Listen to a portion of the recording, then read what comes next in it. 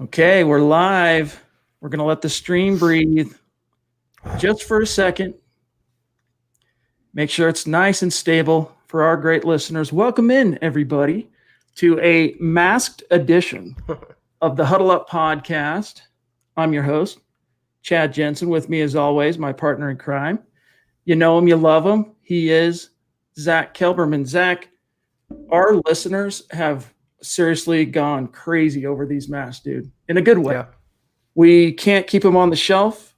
Our third-party provider is emailing us, letting us know that they're doing their best to keep up, and I think they're going to come in really good handy for everybody too after this word that shall go unnamed passes, because they're going to be really convenient for cold weather football games.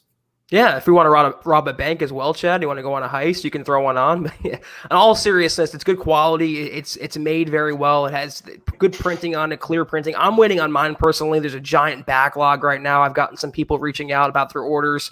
It's what's going on right now. It's the number one issue, and they're trying to satisfy all the orders for the neck gaiters, but I'm excited for mine, Chad, and you made me a believer in them. I'm excited to get mine. Well, one of the problems here is there's joys and sorrows to globalization. One of the joys is the convenience of ordering from Amazon and having something show up at your door the next day.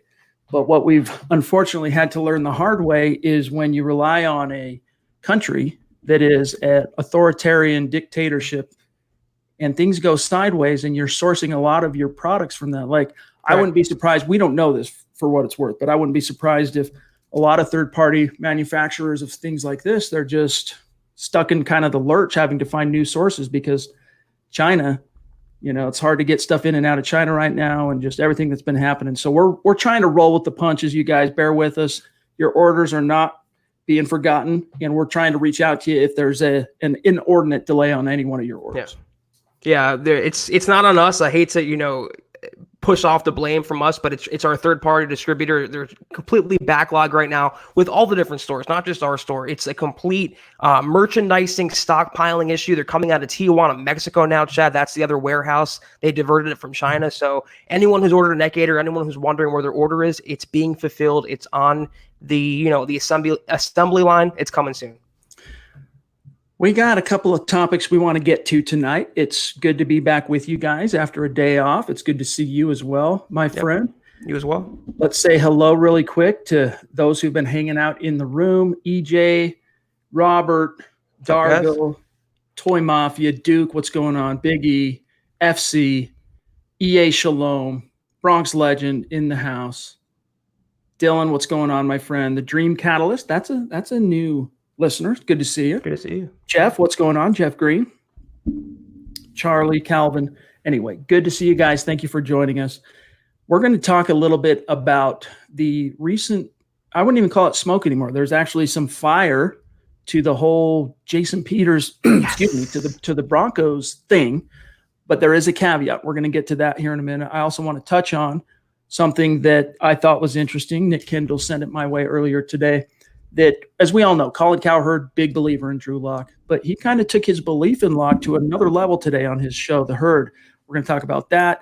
First, though, guys, just a couple of really quick matters of business. You want to make sure, and again, we got to go through this, make sure all our new listeners know how to connect with us. Make sure you're following the show on Twitter, @HuddleUpPod. That's how you keep your finger on the pulse of what's happening with our show in real time. And while you're at it, you want to also make sure you follow @MileHighHuddle on Twitter. That's how you ensure that you do not miss any breaking news on the Broncos, analysis, etc. in real time. Check that out. And then if you're in a position, another thing you can do, support what we're doing here. Check out the merch store, huddleuppod.com. Get your swag on, get a hat, get a face mask, get a shirt. Not all items on the merch store have backlogs or back orders or whatever. So it's just the face mask as far as I'm aware right now. Slight delays maybe on some of the other things, but nothing extreme. So if you're in a position, that's great. We appreciate you. So many of you have already just hammered the store, and it has been eye-opening to us, and we really appreciate you. Every little bit counts. Every little bit helps keep the brand going, keeping us the lights on, as it were. So, and if you're not in a position to do something like that, it's all good. One thing you can do, simply being here, is enough for us. But if you really like what we're doing, like this video, you can share this video, help us grow and reach new listeners. All right, Zach. So let me reverse engineer this. First things first, let's talk about Jason Peters. Let me pull up the article really quick. So you and I were tagged. Let me find this here on the tweet yesterday from one of our great listeners, Taylor. Taylor C is what I'll say. I don't want to give away his name if he doesn't want it given away. And we were asked if there was any truth to the Mike Garofalo. I'll see a lot of people in media, including I think it was Albert Breer at SI, MMQB. They're seeing that he's a prolific 9-time Pro Bowl left tackle out there sitting on the free agent market, Jason Peters. And they look around and they go, oh, well, the Broncos didn't sign a tackle and they didn't draft one. Connect those dots. I'm Sherlock Holmes. It would make a lot of sense for the Broncos to land Jason Peters. But other than just pure speculation and media just kind of connecting things, there was no real fire until Nicki Jhabvala weighed in on that very same Twitter thread and said the following, quote, the Broncos have talked to him, or his agent rather, but their plan for now is to see what they have with Garrett Bolles and Elijah Wilkinson battling for that left tackle job, close quote. So again, there is some fire. It's not just smoke, but the caveat, Zach, is unfortunately one that fans just don't want to hear. And that is having to sit and wait to see how the competition between Bolles and Wilkinson shakes out first. You're also taking Jhabvala at her word as well. She could be feeding the Broncos, feeding her information from a negotiating standpoint. Jason Peters could be leveraging teams, including the Broncos, against the Eagles if he wants to return there. Right. There's many different factors at play, but it's encouraging to me that they've reached out. At least they touched base. They made minimal contact. To me, it's more than due diligence. They realize they cannot go into the season, Chad, their top 3 tackles being Garrett Bolles, Juwan James, and Elijah Wilkinson. It just cannot be. Maybe they want to drag it out a little longer to bring down the price of these free agents. Maybe they're negotiating with Peters, but keeping their eye on Cordy Glenn and Kelvin Beachum as well. I still would be shocked if they go into 2020 with those 3 guys atop the depth chart. All right, the super chats are going off right now, and we want to make sure we don't miss anybody. So let me just check the stream. I'm scrolling up real quick, making sure. I'll double check this on the back end, but let's grab 1 or 2 super chats so they don't get lost in the stream. Edward, one of our bona fide superstars. Really appreciate you, Edward. Thank you, Edward. And as always, we love the profile pic, rocking the Huddle Up Podcast Football Priest t-shirt, looking like a boss, $5 super. It's good to see you as well, Ed. Seems like we haven't seen you in the stream. You've probably been working, things going on. So I speak for both of us. It's good to have you in this conversation, my friend. What's up, guys? If everything goes to plan, the Keating family is moving to Denver. Can't wait. Nice. Denver Broncos for life. # state of being. That's very cool, my friend. I'm trying to think. You're in the East somewhere, right? You're in, I want to say Georgia or South Carolina or one of the Carolinas. Anyway, that's very cool. And that's going to put you in the Mecca, as it were, for the Broncos. You'll be close. You can go to games. You can tailgate. That's going to be a blast. Congrats on that. We'll keep our fingers crossed.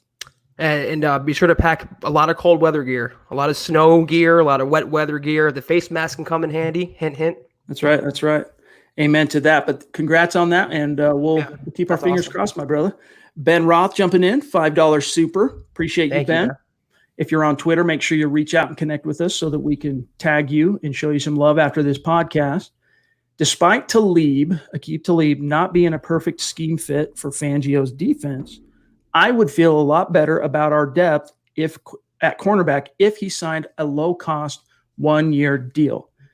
I think, Zach, a lot of people share that sentiment, even if it weren't Talib. Adding one more veteran that's got a little bit longer in the tooth than what the Broncos have now. But we're seeing Prince Amukamara off the market, signing with the Raiders. Logan Ryan can't make up his mind. Is it the Jets? Is it the Dolphins? Sounds like he's going to sign with one of those 2 AFC East teams. Only time will tell. But that corner market is drying up quick. Your thoughts on the idea of bringing Talib back, who I think he's 33 at this stage. He might be even older than that. I'll Google it real quick. It'd be like bringing Demaryius Thomas back or TJ Ward back. They're older. They're not the same player as they once were. And it's all the nostalgia. It's all the fanfare about what they did in the past. And if Talib would come back now, he wouldn't be the same Aqib Talib as in years past. There's a reason why the Broncos got rid of him. The bridges were kind of burned to begin with, and we all know Elway does not bring back notable former Broncos players. He's a fan favorite. He did a lot of good things in Denver. Same for Demaryius Thomas, but it seems like once the Broncos cut that cord, there's no reattaching it. Eddie Vasquez jumping in with a $2 super. Really appreciate that, Thank Eddie. you, Eddie. And again, if you're on Twitter, make sure you reach out and we'll connect with you, my friend. Hey, guys, thanks for being the highlight of my day. Very cool. Very cool to hear that. We really appreciate it. Trust us when we say, Eddie, and all of our great listeners, you are the highlight of our day as well. Feeling is definitely mutual, for sure. Speaking of MHH, coming from way up in the clouds, MHH, Mount Rushmore, Stu, McPete, jumping in, $10 super. Really appreciate you, bro. He says, I'd ask my airline to help if I could. What's he talking about? I don't know. Doesn't he work for an airline? Isn't he? Yeah, he's in that industry. Maybe it's something from the stream that I skipped over, but either way. Looking for more hours maybe, or trying to work more? Right, could be. Hope everything's going okay, Stu. We really appreciate you. As you know, maybe just hit us up in the stream. We'll keep an eye out for context to what you're saying. If there's anything we can do to help, let us know, my friend. Sorry if we're misunderstanding your comment there. King Hicks, what's going on, brother? It's good to see you. Good to see you, King. In the stream, my friend. Hope everything's going okay on that supply chain. Hashtag supply chain. Keep it going. Oh, that's what he means, Chad. What? Sorry. You can use his airline to ship our. We appreciate that for sure. We would take you up on that if we could, Stu. Yes, we would. Yes, we would, my friend. I don't know. I've got a bunch of speaking of child labor, we could just turn the third party into my basement and have my kids jump on this, and start manufacturing. But I might run into problems with my wife on that one. So yeah, just a little bit. FC Barons, good to see you in the stream. All right, real quick. Want to grab a couple more here, and then I want to talk about this Drew Luck, Colin Cowherd thing. All right, Frankie jumping in. And by the way, really quick, Frankie, I thought that I had connected with you on Twitter, and the other day, I think it was the last podcast. If it wasn't the last one, it was the one before. The last time you super chat the show, I couldn't find you. I thought I had connected with you. So even if you're already following me or Zach or the show or Mile High Huddle, just do a quick let us know who you are real quick. Hey, it's Frankie, and then we'll follow, and that way it won't be hard to find you ever again. But really appreciate very generous super chat, my friend. That's awesome. Thank you. Hey guys, hope all is well. So happy to see how much the show has grown. Gonna get some swagger from the stores. Very cool, man. We appreciate it. And it really has, dude. It's we plugged away on the podcast, as you guys know, for many years. I think the podcast started in 2016, right after Super Bowl 50.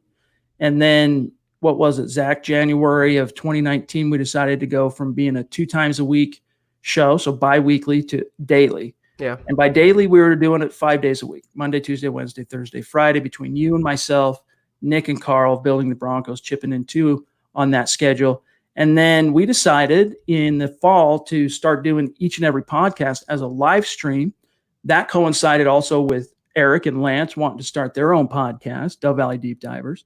And since that point forward, Zach, all I can say is that it has been an exponential growth in terms of listenership. We have between 600 to 1,000 new listeners joining the show each and every week across all platforms. So none are more surprised than us. I mean, we think we're pretty cool. Sure. Look in the mirror and you're like, yeah, you're a cool dude. But we didn't expect it. This is so cool, and we love you guys and appreciate you. Yeah, and Frankie, I recognize you from the old Facebook Live days at 24/7. So our audience chat, a lot of OGs. Yeah, sticking with us and hanging with us through the transition, and it has grown. And we say it a lot. It's not a cliche. We're being sincere and being genuine. It wouldn't be this way without you guys, and we're completely appreciative for everything you guys do. Donating and commenting, interacting with us, it means the world. Michaela jumping in with a $25 very generous super chat. You got it, Chad. You got the name down. That's right. Once I got it down, I got it down, dude. That's right. Just like Ojemudia, I got that down. Still working on Albert O. I'll get there. But Michaela, thank you so much. She says, that's really cool. Thank you. If we get Peters, who will be the starter, and will they do a type of rotation? Denver Broncos for life. So, as Zach said, on the surface right now, the Broncos want it to seem like they're not interested in moving on Peters now. That could or couldn't be the truth. All we can go off of is the face value for now. But if that move were to be made, you're all of a sudden probably paying somewhere around $12 million for 2020, somewhere in that ballpark for Jason Peters to rent him for a year. Maybe it's a 2-year deal, front loaded, whatever the case may be. I would think, Zach, especially in the wake of the team choosing not to extend his Garrett Bolles 5th-year option, Jason Peters would immediately step in, be plugged in as the starting left tackle. That would be my guess if, in fact, this deal were made. And that's probably the reason why the Broncos haven't signed him yet, is he's looking for starters money. And I think the Broncos would want to bring that price down a bit. They wouldn't want to hand out $12, $14 million for a 38-year-old tackle. I would still sign him, though, if I could. I mean, even if in a worst-case scenario he's the backup, you have a 9-time Pro Bowler as your backup tackle behind Garrett Bolles. There is no downside to it. The Broncos have the money. They can free up more money by cutting Jeff Hireman right now. It's a no-brainer move for me, Chad, but obviously the Broncos are moving on their own terms. Duke Rose jumping in with a $10 super chat. Thank you, Duke. Every time we go to shout you out on Twitter, we type in your name, and I always look for you. I can't find you. So if you're on Twitter, make sure you reach out, my friend. We really appreciate you. Bonafide superstar here in the community. Passing on the love, big dogs. Can't wait for that Monday night game. Go Broncos. That's right. And it's, it feels like it's quite a ways out from where we're sitting now, but let's see. May, June, July, August, September. So we're 4 months. Geez, this camera. 4 months. Let's rewind it. January, that was 4 months ago. Doesn't seem like 4 months ago. I mean, think about it.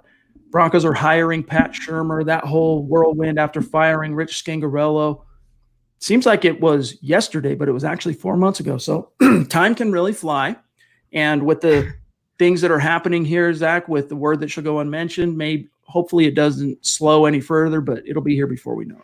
I was going to say, with all this going on, I don't know what day it is. I don't know what month it is, Chad, what week it is right now. I just know that we think it's far away, but before you know it, it's September. The games are ready to be played, and with or without fans, we're going to have football this fall, and like you, I cannot wait for it.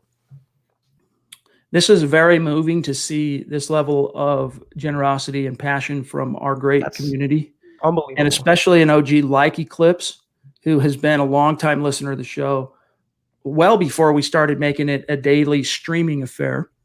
And all I can tell you, Eclipse, is we really appreciate you, my friend. Yeah, this is not something that we take lightly or take for granted, and it's very meaningful to us. And it's good to have you back in the stream. We really appreciate it. He says, thank you. Happy hump day, priests. I've been gone a while. Spent the last 10 weeks doing my service with the National Guard. Happy to be home and see you guys are healthy. I have some catching up to do. Peace and love from Philly. That's so cool. Thank you for your service, Eclipse. Seriously. Yep. Amen to that. Very, very powerful. And you do have some catching up to do, and we'll help you catch up and get up to speed, my friend. That's right. But again, thank you and welcome back. It's good to have you. There Matt he Ludlow is. Jumping in. Consistent every single pod. We appreciate you, bro. Still not on Twitter, but that's okay. It's all good. All right. We've grabbed the superstars. I know there's a few in there still remaining. We'll get to you, I promise. I wanted to get your thoughts, Zach, on something that, let me find it here. Let me pull it up. I probably should have had this queued. From Colin Cowherd today. And it was a pretty long segment. I would play it. I don't know if we would have any copyright. You think if I played a Twitter card, we'd have copyright problems? I mean, I don't think so. You can try it. Let me bear with me one sec, you guys. Let me go find this real quick. Bear with me. Zach, if you want to grab a super or a couple comments, let me just track this down real Sure, quick. Yeah. I see Oscar jumping in, $4.99. Thank you so much, Oscar. We appreciate that. He goes, hope you guys are doing well.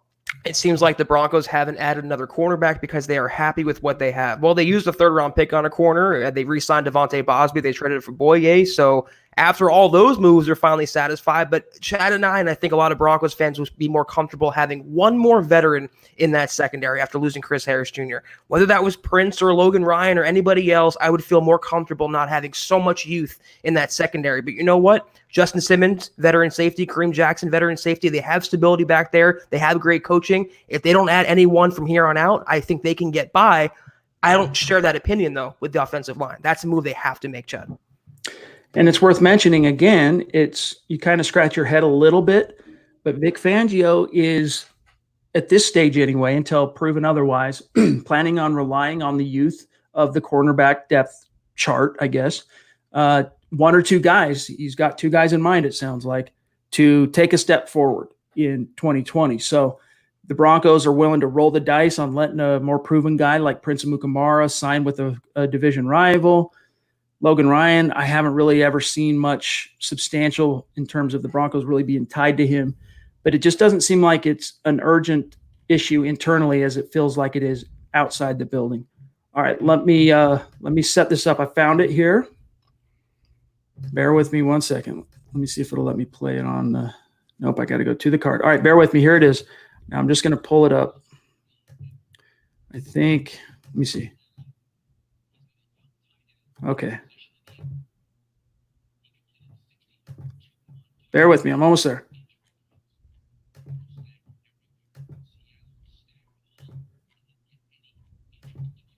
Okay. I hope this doesn't get us in any trouble. I don't know, man. After the Facebook jail that we got put in for streaming the draft, I'm a little leery to stream this. Maybe you know what? I just don't want to make the same mistake, guys. I'm sorry to keep you in way. Let me just read this, okay? Long story short, here's what happened is in each of the last 2 years, and this is something we've talked about quite a bit, Zach, on the podcast, a second-year quarterback has seemingly come out of nowhere to take the league by storm and win the MVP. 2018, it was Patrick Mahomes. 2019, of course, Lamar Jackson. And you can even go back to 2017 with Carson Wentz, who was on pace to be the MVP of the league before he suffered that ACL injury. That was his second year as well. So a trend has been established. And of course, on the Herd, they had a great little segment today. You got 6 quarterbacks from last year entering 2020 as year 2. Which of those 6 would be the number 1 candidate to be that year 2, come from kind of nowhere to win the MVP? And long story short, he picked Drew Lock, and he listed a lot of the same reasons, Zach, that we've talked quite a bit about on this podcast, from all the additions that were made in free agency and especially in the draft, to focusing on Noah Fant taking a big leap in year 2, focusing on Cortland Sutton continuing to build, Melvin Gordon, Phillip Lindsay.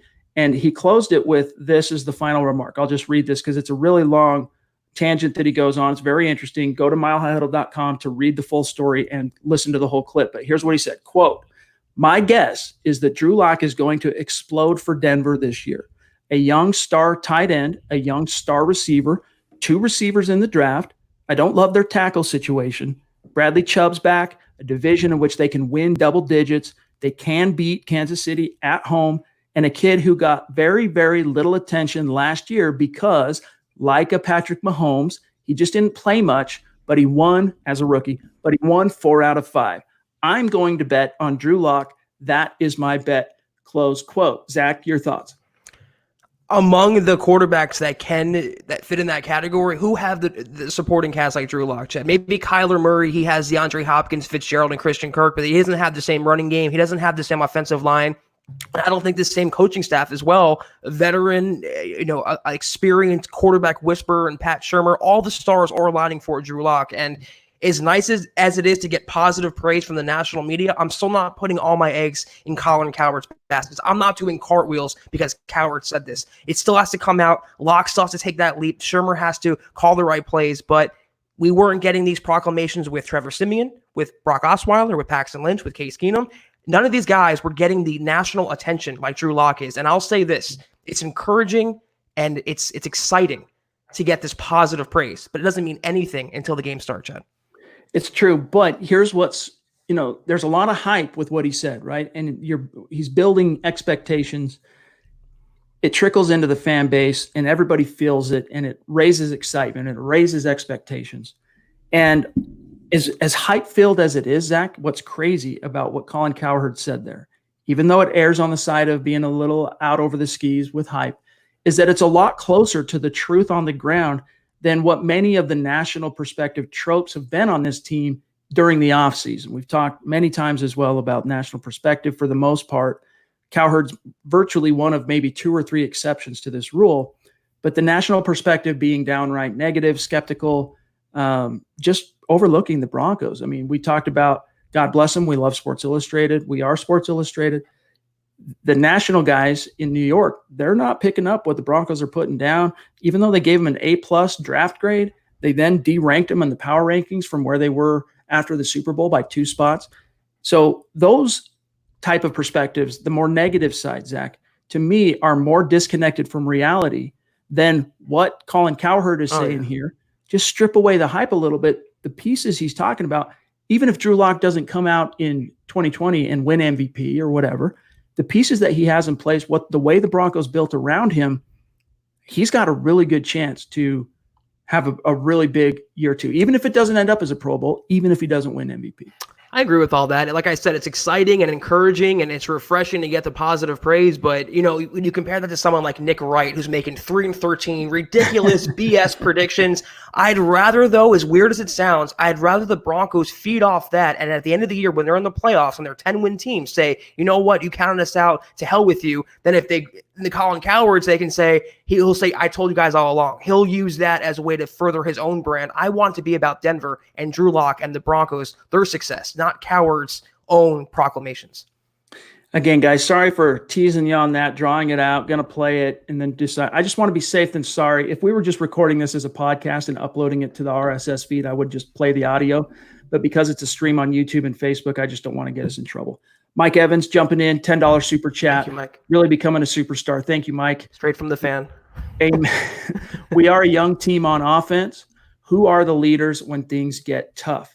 Very interesting that you bring that up, because our Luke Patterson had a story on this. I believe it was yesterday. Who are the leaders that, they might not, as last year, for example, Vic Fangio kind of bucked tradition, did not name any season-long team captains, and instead went on a week-by-week basis and named game captains for all 16 games. If Fangio decides to go back on that, I doubt it. But either way, leaders that need to emerge. Obviously, Vaughn needs to continue doing what Vaughn does. On special teams, McManus needs to keep doing what he does, keeping everybody, because he's the veteran holdover now. I mean, Sam Martin's a vet, the punter they signed, but he's the new guy on the block. Bobin Moyer, and I forget the other long snapper they brought in to compete. Those guys are the low men on the totem pole. So McManus has to carry the torch on specials. Defense, it'll be interesting to see who else rises, because Derek Wolf's gone now. Chris Harris is gone. So I would think that Justin Simmons, Kareem Jackson, maybe Joel Casey, we'll see. Offensively, it's Locke, it's Lindsey, it's Sutton, it's Fant. Everyone's got to take a little bit of ownership here, Zach. Reisner, too, as a second-year player, he has that personality. He has that natural leadership. But as the quarterback of the offense, Chad, as it pertains to the offense, it's Drew Lock's team. And I think him rapping on the bench and him having that chemistry with his teammates going 4-1, he's already a leader. But I agree with you. Those players are central to the Broncos' success in 2020. Michael James, I try to watch on YouTube so I can donate to the cause, but couldn't figure out how to watch, only listen through an app. If you can give me some pointers on how exactly to watch on YouTube, I'd love to donate. Well, first off, just understand, Michael, we don't expect you. We're never going to ask anyone to donate. And all of our great listeners who choose to do it have done so purely out of the kindness of their hearts and supporting us. And we appreciate it. The best thing we can ask you to do is just be here and part of it and share it and like the videos and all that. If you want to go to that length, you just go to YouTube and search Mile High Huddle, subscribe to Mile High Huddle on YouTube, and then you watch the video. You just like you're watching this stream live, when you're subscribed on YouTube, you click the notification bell so that when we go live, your phone, or even if you're on your browser on a laptop, it'll notify you. And then once you're in the stream, once there's an option, you can either do a regular comment or a super chat comment. And that's basically how it shakes out. But just don't feel like you don't have to do that. It's all good. We appreciate you just being here. RCJHDB for life. Good to see you. I don't recognize your name. He says, longtime listener. Okay, awesome. Just wanted to show you guys some love on here. That's a very generous way to show some love for the first time, my friend. We really appreciate you. He says, I jumped on YouTube just for that reason. Exactly what Michael was asking there. I typically watch on Facebook. I'm at Broncos Fan 1984 on Twitter, # State of Being in Kansas. Very cool. We will connect after this show, my friend, and shout you out, and we'll keep the conversation going. Zach, very cool to see. Longtime listener, usually watches on Facebook, This is exactly what I mean. Jumps over to YouTube just to show some support, and it blows us away, dude. It's truly amazing, to get these first time listeners, and like Chad said, it's not fake. It's really the truth. Just to get your guys' interaction, just to go back and forth with you, just to have the banter with you. That's all we want. And anything extra you guys want to do, it is so appreciated. But the first time listeners we get, Chad, all around the world, not just the country, it's literally Broncos world. And it's so exciting to see the show grow, and it wouldn't be anything without you guys again. So thank you so much, everyone. Much love and respect to you guys. Yeah. Jeff Cohen, a longtime listener, a bona fide super chat superstar, jumping in. Appreciate you, Jeff. I hope the secondary this year is on point. We did great in the end zone defense or red zone defense, but got burned a lot in passing plays. Locke takes the great leap forward this year. I agree that he's going to take a leap forward. To me, it's a question of magnitude and how well he jives with Pat Shurmur. Shurmur's scheme is a very quarterback-friendly scheme. Then you combine that with Mike Shula being a great quarterback and an experienced quarterbacks coach, all the weapons. I think he's going to take that leap.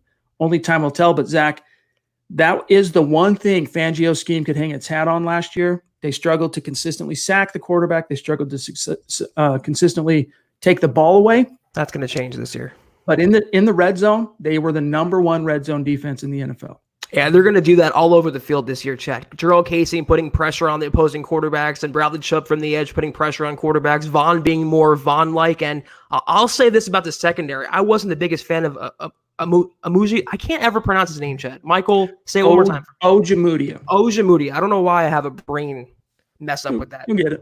The entire secondary, though, you're talking about Kareem Jackson, who had a breakout year, Justin Simmons, who is a Pro Bowler, depending on if he made the game or not. Then you have AJ Bouye, who was an All-Pro a couple years ago. You brought back Bosby. You brought in Ojemudia. I mean, that's a pretty deep Callahan coming back, if he even exists. That's a pretty deep secondary. And if they play to their collective talent, they could be actually a strength of the team. So I'm not too worried. Derek Green jumping in with a $5 super, becoming a superstar himself. Really appreciate you, bro. Thank you, Derek. Loving the pod. I was wondering what a great season would be for you guys. Just making the playoffs with a win over the Chiefs or a deep playoff run. Zach, I talked about this a couple of pods back, but just beating the Chiefs alone. Now, hold on. I'm not finished. Just beating the Chiefs alone would be, to me, probably on the same emotional level almost as winning the Super Bowl, because it's just been forever, dude. 9 meetings in a row they've beaten the Broncos. But really, a successful season is, do the Broncos make the playoffs?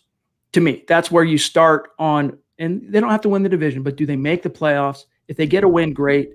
The true greats, the competitive legends like the John Elways and Peyton Mannings and Tom Brady's of the world, if they don't win the Super Bowl, they consider it a failed season. Like, yeah, we had a good season, but ultimately it's a failure. Only one team hoists the Lombardi. That's how they view it.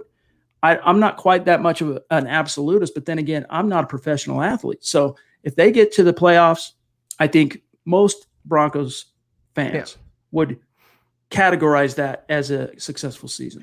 I was going to say successful is so subjective. To some, it would be Drew Lock taking that next step and cementing himself as the franchise quarterback. To others, it'd be sweeping the Chiefs. To others, it'd be having a winning record. To me, with such a proud franchise like the Broncos, who were 5 years ago, which is not that long, were hosting the Lombardi Trophy, it should be playoffs or bust, and that's the bare minimum, Chad. It can't be anything less than that. Pat Bowlen's standard still should be around. They should still be fighting to meet that standard, and nothing less than that. So 9-7 to me is the bare floor of the expectation for Denver. But successful in 2020, that's 10-6 in a wild card berth, and anything after that is the cherry on top. Boom. James jumping in from across the pond, big time member not only of the community, but we basically have James on staff. We need to just make that official at some point here soon, James. Yeah. And the way you help out on Facebook, how active you are here in the community on YouTube, really appreciate you, bro. I believe that's pounds, 24-pound donation. Appreciate you, bro. He says Jason Peters would be an upgrade, but would want him on a 2-year deal with a 3rd-year option, like Whitworth's deal. Andrew Whitworth, who went from Cincy to the LA Rams. Build for 2021 and 2022. A 1-year deal doesn't really move the needle much for me. Eli Apple would be the ticket at the veteran corner position. Your thoughts, Zach, on if you were to sign a 38-year-old Peters? Let me remind you, he's 38. There is a precedent now, an exception to every rule. You got Andrew Whitworth playing deep into his 30s at a really high level. Peters was a much more prolific player than Whitworth was before he ever went to the Rams. I mean, Whitworth had been to some Pro Bowls as a Bengal, but Peters is a 9-time Pro Bowler. Like, he's already built arguably a Hall of Fame career. Yeah. Would you feel comfortable signing him to anything more than a 1 year? It's ultimately, though, not up to me or anybody else. The only way I see Jason Peters signing a 2-year deal is if he goes back to Philadelphia. I feel like if he leaves the nest, figuratively and literally, he's going to want to sign a 1-year prove-it deal, rehab his stock, go back on the open market, hopefully cash out next offseason. I wouldn't mind, though. I mean, at least you have, he's very durable guy for the most part. He's 38, but in great shape. He put out a workout video through Adam Schefter the other day. I would not mind a 2-year deal. Tackles can play into their 40s. They're not cornerbacks or wide receivers or running backs. They have a longer shelf life. And to protect against Garrett Bolles, protect against Juwan James, to me, that's worth it. So I'm a big fan of Jason Peters. 3 years ago, you watching him on the field, he was the premier left tackle in the NFL. Broncos fans would have killed to have that guy and not Garrett Bolles or Donald Stevenson or Menelik Watson. You would love to have him. I still love to have him. I would do it. All right, let's do this together, okay? We got it phonetically. It's one thing to have it phonetically. It's where is the emphasis? You know what I mean? Yeah. The wrong, how does that saying go? The wrong emphasis on the incorrect syllable or whatever it is. Anyway, I just botched that. Okuwebunam. I think that's it, right? Okuwebunam. Okuwebunam. I feel like we're disrespecting his family's heritage, Chad, by just butchering his name back and forth. God bless him. We're doing our best. Alberto. Pobby jumping in, $10 super in Iowa. Appreciate you. I always remember you're from Iowa because, of course, that's where Nick's at. Really appreciate that donation, Pobby. She says, "Hi, guys. Thank you for all you do. It's so amazing to have a pod like this. You guys are the best. Love Broncos country." That means the world to us, Pobby, and it's been really cool to have you in our community these, I would say probably the last month or so, and we really appreciate you. Just epitomizing Broncos country being the best. And that's our next slogan, Chad. Broncos country is the best. Yes. We'll have something soon on the merch store that says something to that effect. That's just proves my point. Wow, Ron Dubb is another OG that's been with us a long time listener. I can't think of a time, Zach, when he's been in the chat stream, participating in the conversation, and does not super chat. He shows that kind of support consistently, and this level of generosity, it just blows us away, Ron. Yeah. We appreciate you, bro. Thank you so much. We got to get you, I guess, a face mask now, dude. We got to get you a little something. We sent you a shirt once, I know, but I think we got to get you a little something because it's the small things we can do, small ways that we can show you how much we appreciate you. And that just means everything to us, Ron. Thank you, my friend. He says, "Hey, I feel more comfortable about corner than tackle. It would make me sick to see a game-winning drive in the works to be killed by a Bolles penalty. Any other options besides the ones mentioned, and any on the practice squad that can be developed?" Zach, last year the Broncos had Jake Rogers as a practice squad guy that they eventually called up, and he even got a start at right tackle. I want to say he started that last game. I could be wrong. Either way, he got some snaps, though, at right tackle for the Broncos. Then who's the other kid? Who was the undrafted rookie that stuck on the PS last year? I just drew a blank. Rogers. Quinn Bailey. That's right. You got Quinn Bailey. There's one more I'm missing. And then, of course, the Hunter Watts kid from Central Arkansas who's 6'8". So you hope that Mike Munchak can find a way to make some kind of a hay with those guys. But you're right. In terms of depth, even though it's more unproven depth at corner, there's more bodies there than the Broncos currently have options-wise at tackle. God, though, I mean, do you trust Hunter Watts on Drew Lock's blind side? Do you trust Jake Rogers, Elijah Wilkinson? Why are the Broncos playing around? They're one hangnail or one Bolles meltdown away from having to insert those guys to protect their franchise quarterback. It makes no sense to me. Ron, you and I share a brain a lot. I am a little more comfortable about cornerback than I am offensive tackle. I've been pounding the table for Jason Peters since February, and that's why I'm encouraged, at least the Broncos are reaching out. They have to get a veteran tackle in the building. To answer your question, though, it doesn't have to be Peters. At this point, I don't care who it is, Chad. Cordy Glenn, Kelvin Beachum, if they want to trade for a veteran, they just have to supplement the tackle position and not rely on Elijah Wilkinson. It is a disaster waiting to happen that has already happened last year. Hey, real quick, can you, in your stream, you grabbed Oscar? Yeah. Do you still have access to Brent's super chat? See if you can grab him. If not, Let me scroll up. I'm doing it. I'm reverse engineering it. But as far as other options, though, too, Ron, besides Jason Peters, Kelvin Beachum is out there. He's a possibility. He's an ex-Munchak acolyte in Pittsburgh. I mean, either one of those. I would prefer Peters, even at his age, and even at the fact that he would cost some coin. But at least Beachum has a little experience with Munch. Any luck? I can't get it. Yeah. Okay. No worries. I'll grab it like this. Brent, we really appreciate you, bro. Yeah. Unfortunately, the chat stream locked us out of being able to go back up and grab your super. So I grabbed it from our YouTube analytics. Really appreciate that donation. He says, did you hear Vaughn working with DeMarcus Walker in the offseason? He is thinking he will be really good. That's the Vaughn bump that he gives to every player every year. Yeah. And, Zach and I have been, I think, two of the most optimistic about DeMarcus Walker since the Broncos drafted him. We've kind of stuck by him, but we can't. The one thing I think we've realized here is we can't dismiss now that two different coaching staffs have landed him in the doghouse for one reason or another. And so there is a common denominator, and it's him. And so you have to wonder what is happening behind closed doors that rubs these coaches the wrong way. Because as we talk about, Zach, when he's on the field, last year especially, when he's on the field, dude, he makes plays. Like he's around the ball. He's not a great run defender, but he's always at the ball, and he finds a way to make an impact. And yet the coaches, they're willing to sacrifice that and forsake it to make a point because of whatever else he's doing behind the scenes isn't worth it to him. Yeah, I got to think, they drafted Draymond Jones in the third round. They traded for Jarrell Casey, and they signed Christian Covington at the last minute as well. They cannot be that high on DeMarcus Walker, and I think, Chad, we like him a lot more than the Broncos like DeMarcus Walker.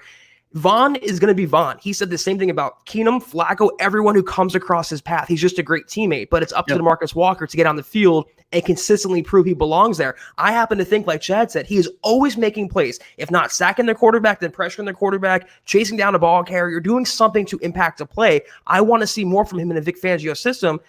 I don't know, though. He's on extremely thin ice. If he slips and Covington catches up, he might find himself on the unemployment line. I mean, he's also one of a very short list of Broncos that are still on the roster or ever who have sacked Patrick Mahomes. He sacked Patrick Mahomes. That's a good point. In that one game that Mahomes started as a rookie in 2017. Both he and Walker were rookies, got a sack. The talent is there. Something between the ears just isn't adding up for him. I don't know what it is.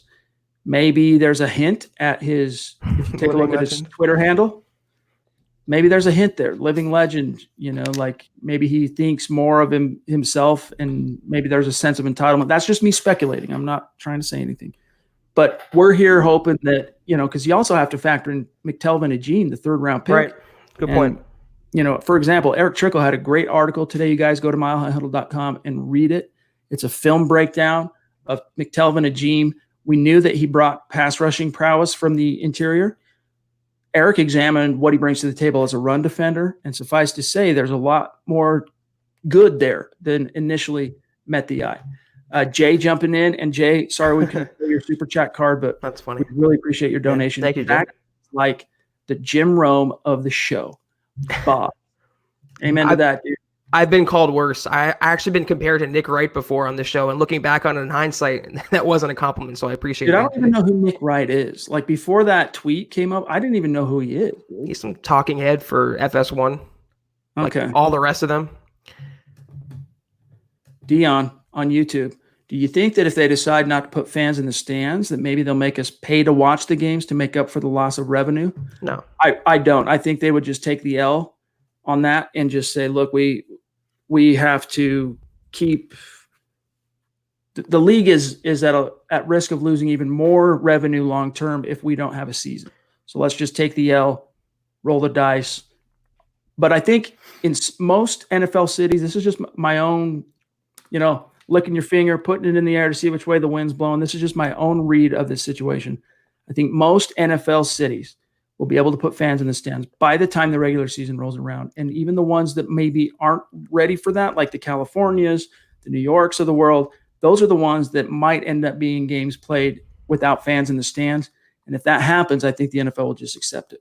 I actually also just read, and don't quote me on this, it's not my area of expertise, but the NFL reached a settlement package with all 32 teams. I think it was $150 million to make up for lost revenue throughout the season if they had to go without fans. So the NFL is a business first, and they're going to protect themselves. They're going to lose some money, but they'll be okay in the end.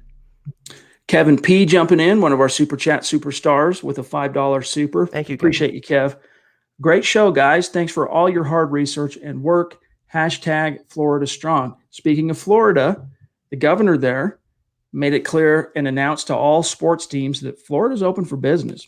If you have a city or a league that's struggling to find a place to play, they'll take you in Florida. So it wouldn't surprise me, Zach, especially on the NBA side of things, if they ended up, like having almost like a tournament type format where teams fly in, they each stay in separate hotels, like Disney or Orlando, somewhere like that, where there's a lot of hospitality and there's facilities for the games, and do their thing. Like you just rotate in teams playing on the same court, multiple games every day in a worst case scenario. Arizona, too, they opened up pro sports leagues, and there could be a gathering of professional leagues there to have some tournament for the NBA season, and maybe the MLB season, and maybe the NFL in a worst case scenario. Slowly but surely, some states, and not to make it political, but more red states and blue states are opening up now, and it provides encouragement for having sports this summer and this fall. Dave Coleman jumping in with a $10 super. Thank you, Dave. Make sure you reach out if you're on Twitter. That goes to all of our superstars on Super Chat. Please reach out. Let us know. We'll connect. Really appreciate you. He says, have we decided on the backup quarterback yet? Peace and love from Georgia. All signs point, of course, to that being Jeff. I just had a brain fart. Jeff Driscoll. Thank you. The Broncos don't appear to be looking to add anyone else to a quarterback other than they brought in Riley Neal, the undrafted rookie from Vanderbilt. So it's shaping up like if they had to play football tomorrow, my guess would be QB1 Lock, QB2 Driscoll, QB3 Rippon on the practice squad. And if there were an injury, then you promote him as one of those temporary 2 roster spots you can promote from the practice squad temporarily. That's where the whole 53 to 55 thing comes into play. We don't need to bog down the pot on that subject, but yeah, it's going to be Driscoll. And as we said on previous pods, we love the fact that Broncos committed fully to having Drew Lock as their franchise quarterback, not putting a Joe Flacco behind him or a Case Keenum behind him, just a nondescript backup who can come in a worst case scenario and maybe keep the Broncos afloat. Dennis jumping in with a $5 super. Really good to see you. And thank you so much, Dennis. Any word from the politicians about fans in the stadium for games? Michigan's governor says to expect games played without fans in the seats. Michigan, Michigan State, Detroit Lions, etc. That's one of the things, love it or hate it about federalism is every state is basically its own country, has its own decision-making process, its own power. And so you don't envy leagues who would then have to try and figure out how to, survive and operate under the strictures of all these different states. But again, if it ends up being like that, I would take all day long, Zach, games being played regardless of the sport without fans in the stand than what we've experienced since basically the beginning of April of no sports. The UFC, golf's going to be coming back. NASCAR's coming back soon. I think the NBA is going to be coming back soon in some form or another. Life just isn't the same, dude, without sports. It sucks. And I think that's going to be fixed here soon, even in a worst case scenario without fans in the stands. The only time in my life I can remember there not being sports was after 9/11. And that was only a week or 10 days or whatever it was. 2 months now. It's like, just give me sports in any capacity. Fans, no fans, reduced fans, neutral locations. I don't care. Just give me football, give me sports. But it goes back to what I was saying. Michigan is kind of, it's a little reactionary. I think a little premature on May 13th to say they're not going to have fans in the fall. But it goes back to red and blue. And that's a staunch blue state, Chad. Yeah. Infer from that what you will, but that's just the way the wind is blowing. Red states have been a lot more inclined to open up sooner than the blues. That's just the way it is. All right, King Hicks jumping in, $5 super. Really appreciate you, my friend. He says, just want to show my MHH family some love. We have the best fans in the league. Amen. And it shows. Thanks, everybody, for tuning in and being part of this community. See that? I mean, taking ownership in the community, encouraging others. I mean, that's why this thing is honestly podcast for the people, by the people. We appreciate you guys. And thank you, King Hicks. And we talk about it, Chad, off air all the time, that it's not just Broncos fans converging for us. They talk about amongst themselves in the comment stream chat and in the chat and sidebar. They talk about, how's your day going? What's up? Good to see you. It's a little family we have here on the Huddle Up Podcast, and it's so heartwarming and encouraging to see every single day. Amen to that. Fronty PRO says, hey, why does everybody make it seem like Drew Lock won all 4 of 5 games by himself? The Broncos went 4-1 with good defense that stepped up at the end of the season. But Zach, do your thing, dude. They had that same defense with Joe Flacco and Brandon Allen. It was the quarterback lifting everyone around him. It's the same reason Devontae Booker started stepping up. Deshaun Hamilton, Tim Patrick, everyone who was lagging on offense suddenly became better with Drew Lock in the picture. It wasn't just Drew Lock, but the team goes, any team goes as the quarterback goes. And that's why, for the most part, Chad, they went 4-1. I mean, just look at the fact that Garrett Bolles relinquished 1 sack from week 13 on. Exactly. That shows you what kind of impact Drew Lock had on this team, just in one little microcosm. He is, the right quarterback.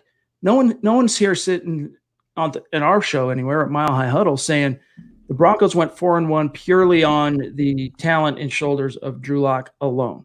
It does take a village. It's one of the reasons why football is, in our opinion, the best sport ever created, because it takes 11 guys, at a time, performing in unison, and the violence of it and the strategy of it. It all makes up for what is the best game. And so it's not just the quarterback, but Zach, when you find the right quarterback, look at what Peyton Manning did. 8-8 with Tim Tebow in 2011. You get Peyton in there. What was it? 12-4 or was 13-3? I think it was 13-3 in 2012. Yeah, because they might have been 12-4. Either way, they are the tide that raises all ships. And for anyone to say that they didn't notice a marked change in the Broncos for the better when Drew Lock was inserted, I think you are just being blind, dude. You're either have an agenda that you're trying to push, or maybe you didn't like Lock in the draft, or maybe you said, oh, the Broncos are going to regret drafting Lock. Like, give him his credit, dude. Give him his credit. Ben, we think it's trash, my friend. It's trash. Obviously, it's rubbish actually than the Adam Rank, because Nick Wright's prediction is poisoned with the bias of AFC West rivalry. But thank you for the donation, Ben. We appreciate you, bro. Yeah, there's nothing more to say about it. I think he's doing it to get, I don't even know if it's for clicks or for ratings. I think he truly feels the Broncos will be a 3-13 team. And just like Adam Rank last year, they have no clue what they're talking about. It's ignorance. It's lazy analysis. It's trash. I don't want to even give it more energy or breath than that, Chad. Amen. Ian jumping in with the $5 super. Appreciate you, Ian. You guys are the best. Thank you for your streams. Here's a little something for you guys. Hey, man. That's awesome, Ian. Thank you. We appreciate it, dude. That means a lot to us, my friend. All right, we're getting up against it. We're at 53 minutes, so let's grab all of our great superstars before we bounce on out. Zach, great name. Hope everything's going good with your web design, my friend. Really appreciate your donation, one of our superstars. I'm making a true prediction. And by the way, Zach, really dug the picture that you sent us. I can't remember if it was your hoodie you got or a hat. Might have been both. But if you can, when you get time, I understand you're probably busy and dudes don't like taking selfies of themselves. I get it. But when you get some time, send me a selfie that's not a vertical selfie, so that it's like this. That way I can share it on social media. That's the only reason I couldn't share that one on social media, because it was a vertical one and it was hard to size it. So just FYI. He says, I'm making a true prediction. We go 11-4, probably mean 12-4 or 11-5. Scoring 28 to 35 points per game. The defense will be better than 2015 top 5. The thing about that 2015 defense, Zach, is it was really good all year long, played well in crunch time, 52 sacks, if I'm not mistaken, leading the league that year in sacks, but they didn't really hit their stride till the playoffs. That's when they became a next level unit. Yeah, I can absolutely see the Broncos being a top 5 defense. I can even see, in a truly best case scenario, the Broncos going 11-5, or I don't know if he meant 12-4. I can see them getting in the double digit range, but 35 points per game, that's a little too optimistic even for one of the biggest true lock fans on the planet. There's only one team in the NFL last year, the Ravens, who eclipsed 30 points per game. The Chiefs were, I think, 28 and change. It's a hard mark to reach. If the Broncos can just add a touchdown to their total, Chad, from 17 to 24, they're going to win more games on that basis alone. I would look for 25, 26 points per game, not really hold your breath on 35. That's right. 17 points they scored last year on average. I think adding a touchdown on top of that at minimum is within the realm of the feasible. Let's grab Guillermo here, jumping in with a $5 super. Wow. Appreciate that. Thank you, Guillermo. Hey, guys, I've been a huge fan since right after the season ended. Diehard Broncos fan. Keep up the great work. Thank you for all that you do. By the way, he's saying he's been a huge fan of the show, not a huge fan of the Broncos since then. Really appreciate that, Guillermo. Yeah. And you keep showing up, and we're going to keep bringing the content, Doc. And if you have a question, drop it in and we'll get to it. Yep. And I am going to just do a quick peek to make sure we didn't skip anybody from in between the last one from Zach and to Guillermo because it did one of those jumps. Bear with me 1 second, guys. Zach to get – no, we're right on schedule. Awesome. Love it when that happens. Okay. Where are we at? 55 minutes. Let's grab Justin. Justin Jarvis. Thank you. A.K.A. JJ. A.K.A. Double J Bone. $10 super. Appreciate that, brother. Yeah, thank you. Who do you think will have the better year between Jerry Jeudy, another Double J Bone, with Luck, Shurmur, and Henry Ruggs? Wait, let me start over. Who do you think will have the better year between Jerry Jeudy with Luck and Shurmur and Henry Ruggs with Carr and Olson, statistically and game impact? Hashtag inlockwetrust. You know, I honestly, it'd be easier to just give the nod to the Raiders in this because Derek Carr is the more established quarterback for what it's worth. Don't read anything into that. But I honestly think, seriously, Zach, I think Jerry Jeudy's going to have a massive rookie year. Yeah. And by massive, I'm talking like Eddie Royal 2008 level rookie year where he's not blowing the league down, you know, but Eddie Royal as a rookie caught something like 90 balls, just under 1,000 yards. And I think it's something like that you're going to see from Jerry Jeudy. Meanwhile, the Raiders still haven't really quite gotten their you-know-what together offensively under Gruden. They show spurts and signs, and then they regress. And I'm taking, in this sense, Zach, I'm going to take the Broncos trio, and you can chalk it up to orange-colored glasses, but I really think that there's more truth to that.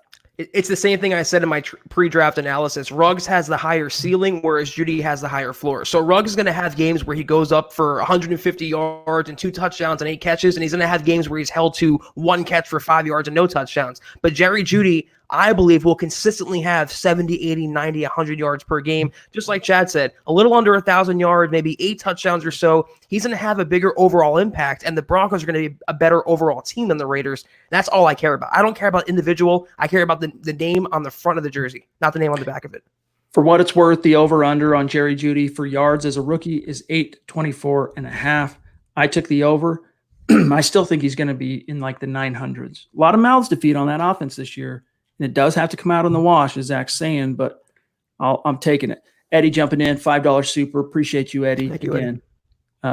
Really means a lot to us, dude. He says 1/3 of the season passes before we play anyone in the division. Week 7, I think, is the first one against the Chiefs. This can be an advantage if we really attack the first 6 weeks and then focus on sweeping the Chiefs. It's interesting you say that, Eddie, because one thing that John Elway emphasized, and again, thank you for the donation again, my friend. Yeah. Emphasized in his conversation with Broncos TV about the schedule, kind of his observations is, last year we got out to an 0-4 start. We ended up going 2-6 in the first 2 quarters of the season. It derailed the entire – it didn't matter how well Drew Lock and company did down the stretch because the beginning of the season tanked any hope that the team had of turning the ship around. He wants the Broncos and expects the Broncos this year, Zach, to get out to a hot start. So that kind of speaks to what he's saying there. If they can get out to a hot start going into week 7, you know, if they can be 4-2 going into that game or better, at worst 3-3, they've got something cooking. Yeah, the first 6 games, there's a lot of winnable opponents in there, and if they beat the teams they should beat, like the Dolphins, it sets them up for the second half of the season. But I will say again, I don't want to sweep the Chiefs to be the season goal for the Broncos. It's not their Super Bowl. They have to beat other teams on their schedule. If they sweep them, great, but they can split with them and still make the playoffs. That is the ultimate goal for Denver. Not to beat Kansas City or topple Kansas City for short-term benefit. It's a long-term sustainability with Drew Lock as your starting quarterback. So the playoffs to me are more important than sweeping the Chiefs. It'd be nice, but it's a secondary perk, not the primary objective. Justin, dude, that's phenomenal. Like, it seriously just renders me speechless, dude. It's hard for me to wrap my brain around the love, dude. It's unbelievable. We really appreciate you, my friend. Hope you know that.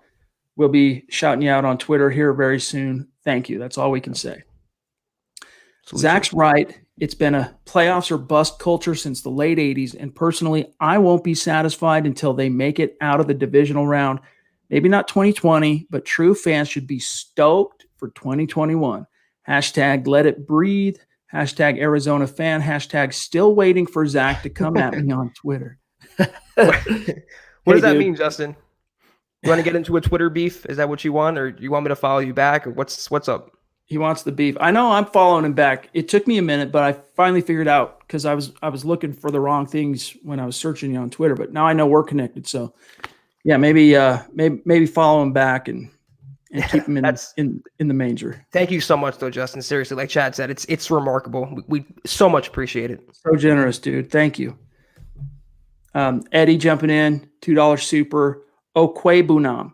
Okay, so it's kind of a Okwebunam. Don't want to beat the horse. Okay, good to. I'd rather be corrected now than get down the road and look a fool. Derek jumping back in as well. Thanks, my brother. He says, thanks for the insight with my question. Can you guys say hi to my wife, Adiana? Did we pronounce that correct? Adiana? She loves the pod as much as I do. Thanks. Goodness. I hope I didn't butcher your wife's name as we then try to give her a shout out. Yeah. What's up to Adiana? You have a really cool and passionate husband, and we appreciate both of you for supporting the cause and listening to these podcasts. So much love. Thank you, Derek. Appreciate you. And if I got the name wrong of your awesome wife, please forgive us. All right, let's see here, guys. We're over the 1 hour mark. So goodness gracious. Here's Christy jumping in, top rope. The queen of MHH from all the way up on the Mount Rushmore. Really appreciate it. And of course, Christie's supers always have an associated symbolism, right? 58. And today, of course, Vaughn with the DeMarcus Walker thing. And then also he opened up about what some of his symptoms were with the bug that shall go unnamed on this podcast. And I think we'll have a story on that issue, Vaughn and his symptoms and whatnot, at milehighhuddle.com soon. But you can also Google it. There are other stories out there. But Vaughn is the man. And Zach, as you like to say, Christy is the queen. That's right. We again, there's no words to describe how appreciative we are, and we're truly humbled by it. Thank you, Christy, and thank you so much to everyone out there. Eclipse jumping in again. You don't have to do that, my brother. He says, I ordered my first shirt today and noticed nothing for children. I wanted to get something for my daughters. Can we get some kid options? Thanks. Hey, that's a fair point. We've kind of overlooked that. That's the first time it even occurred to me, Zach. So, that's we'll absolutely something we can look at. And thank you for patronizing the merch store, my friend. And hopefully that gets to you ASAP, and I think it will. Give it a couple of days to ship, and then it's just the road time to you. Dr. Strangelove jumping in, $10 super. Thank you. And if you're on Twitter, reach out. Thanks for getting us through this whole global calamity. Who's your guys' X factor for who steps up and balls out off the bench when someone gets hurt or gets benched this year? So who's kind of a dark horse for you that maybe is a little overlooked? I don't know about Phillip Lindsay being a dark horse, but Melvin Gordon, when he disappoints this year, doesn't live up to his contract, I think Lindsay will pass him up on the depth chart. I don't really have another off the top of my head, Chad. Maybe Bosby in that secondary, maybe playing over Callahan or Ojemudia. That's a good one. I do think Ojemudia is going to end up as the sleeper to win one of those two starting jobs. Well, one of the jobs across from Bouye. Bosby's a good selection there. I would maybe throw out the 7th rounder, Derek Tuska. I know he's got to make the roster first as a guy that surprises some people and finds a way to make an impact. I wouldn't be surprised. Yes, Sternad, Ajim. Demarcus Walker, I'm going to throw it out there. You know what? I'm still a fan. I'm gonna die on that hill. I think he'll have a solid season this year if he's on the team. We'll both die on the hill. We'll be like the battle at Wounded Knee. All right, Dave D and Callie jumping in, $5 super. It's good to see you, bro. Dave. Thanks for the super. He says, "Go Broncos, beat the Chiefs, Raiders, and Chargers." No, not a typo. Okay, baby, 6-0 in the division. It'd be cool to see that happen, although it hasn't happened since Peyton was slinging the rock. But thank you, my friend Dave, and we love the optimism, dog. I think 4-2 is definitely possible, Chad. I think that's going to be what they finish in the West. In a general sense, my friend. In a general sense, am I comparing Manning to Luck in that they're both quarterbacks? They're both the most important position on the field. Both evidently and obviously, when they entered the equation as Broncos, elevated the game of the players around them. And in those senses, I can absolutely and will absolutely compare Drew Lock to Peyton Manning. Christian jumping in, $5 super. Appreciate you, bro. We'll be tagging you on Twitter after this, as you know. A little off topic, but when do you expect Brittany Bolin to be named owner? I don't know. I still don't see any end in sight with that. I think the trial that's currently set for September, and I don't know if that might end up even getting pushed farther because of the word that she'll go unmentioned. Not anytime in the near future. Maybe it's probably going to be post Elway 2021 when Elway's contract runs out, maybe somewhere shortly thereafter. It's impossible to say right now. Right. I see somewhere in the middle of the decade here, 2025 or so, 2024. It's going to be a drawn out process. There will be lawyers. It's not going to be an easy transition from Pat Bolin to a successor. It's going to be a while. All right, guys, we do have to get going here. And before we sign off for tonight, I want you guys to keep in mind that if we did not get to your question or your comment, tomorrow night is the Mile High Mailbag. And no holds barred. We'll take as many and get to as many questions as we possibly can. So if we didn't get to you tonight, circle back and we will do everything we can to knock down your question, I guess is the better way, tomorrow. I promise you on that. Last one here, guys. Then we gotta bounce out from Jeff C jumping back in, $2 super. I haven't heard that. Patriots, true. That's news to me. Did that break since we've been live? I haven't heard that. It would fit Belichick's, MO though. Let me Google it. But Trubisky, I was never a fan of his, and even if he goes to New England, even with Josh McDaniels, I don't see it him being a franchise guy. Nothing's jumping out on Google on that topic. So, Jeff, we'll have to put a pin in that one, my friend, and circle back another time and see if there was some there. All right, let me just one last pass through. Here's what Dylan's saying here. Big time member of our community. Locke has the work ethic, swagger to lead this team. Can't wait for him to take control and grow with this young offense. Amen to that. It's going to be fun to see how it all shakes out. Buona Beast reminding everybody and thanking everybody for coming in. Leave a like and subscribe. Whatever platform you're watching this, make sure you like the video. If you're on YouTube especially, make sure you're also subscribing. About 35% of our listening audience that views these live streams daily are not subscribed to the channel. So make sure you subscribe and get the benefits of being a subscriber, like getting notifications and all that other stuff. Remember to head to milehighhuddle.com, you guys, to connect with all of the MHH staff. We are always on, hanging out, ready to talk. We'll keep the conversation going.